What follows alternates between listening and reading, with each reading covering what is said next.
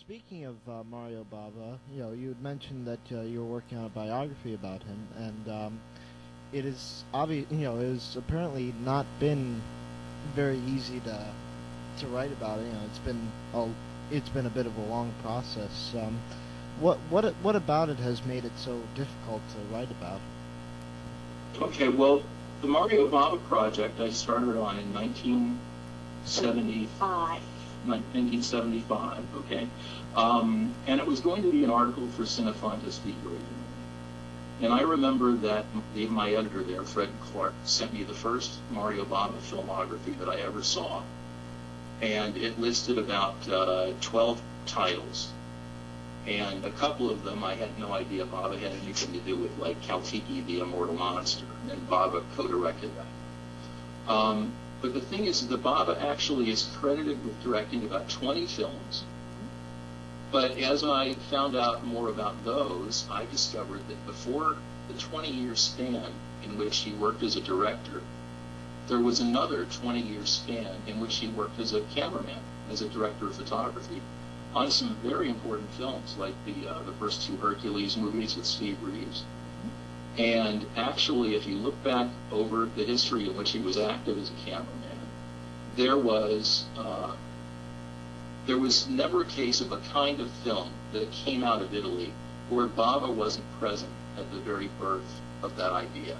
And that includes the spaghetti western, it includes sword and sandal movies, it includes the operetta movies that were popular in the 1940s. So, and because this guy was self-sufficient as a filmmaker, he not only directed, but he worked on the scripts, he helped design wardrobe, art direction, and he did his own special effects by hand. I mean, he's a complete filmmaker. So the more I found out about Bava, it was like I kept discovering layer upon layer. And then people said, there are movies that he worked on that you're never going to find out about because he did work without credit. But whenever he wasn't working on his own movies, he loved to help out his friends. He would like chip in and do special effects, or he would direct second unit. He would set up lighting for people. So just an amazing untold story about a real hero of the cinema. And his story is really analogous to the whole 20th century of Italian filmmaking. So it became a much more important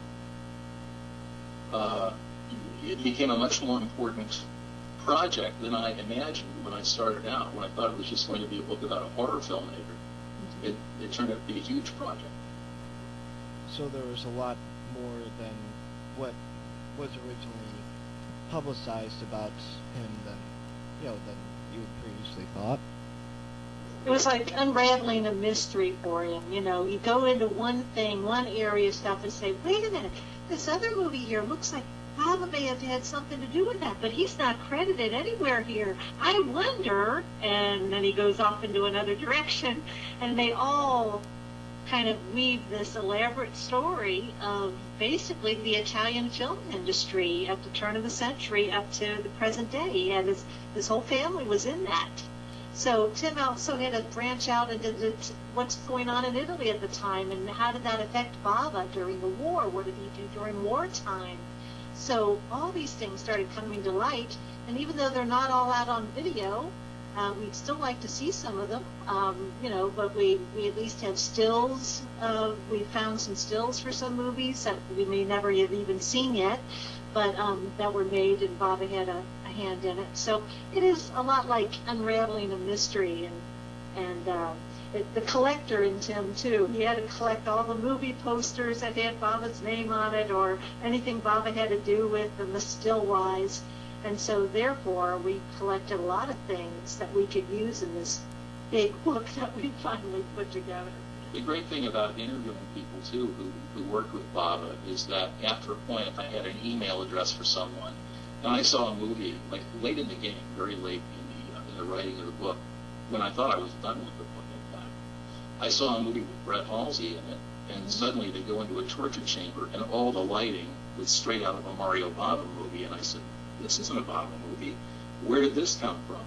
And so I wrote an email to Brett, and I said, did Mario Bava work on this movie? Is there any chance of that? And he wrote back, and he said, that's where I met Mario. he was actually working off on the sides. I don't know exactly what he was doing, but he was on the set with Ricardo Freda that day, and he was certainly there. And I said, well, he was probably directing the lighting because it's all over the place. It's unmistakable. So, you know, the book just continued to be written all the way up to the point where we had to send it off to the printer. Mm-hmm. Yeah. Down to the wire. Right. 32 years.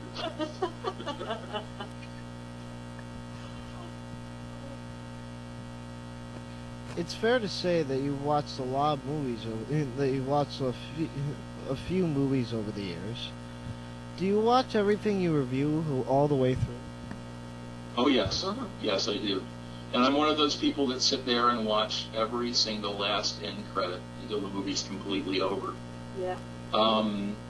When it comes to DVD reviews, I've gotten to the point where I have to say something about the audio commentary, but there's not always time to absorb the whole commentary. So what I will do is I will give any audio commentary 10 minutes to grab my attention and hold it. And if it holds my attention that long, I will listen to the whole thing.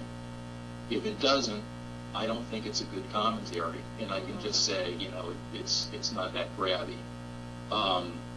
You know, and I'll try to admit, you know, if I didn't, you know, listen to the whole thing or whatever.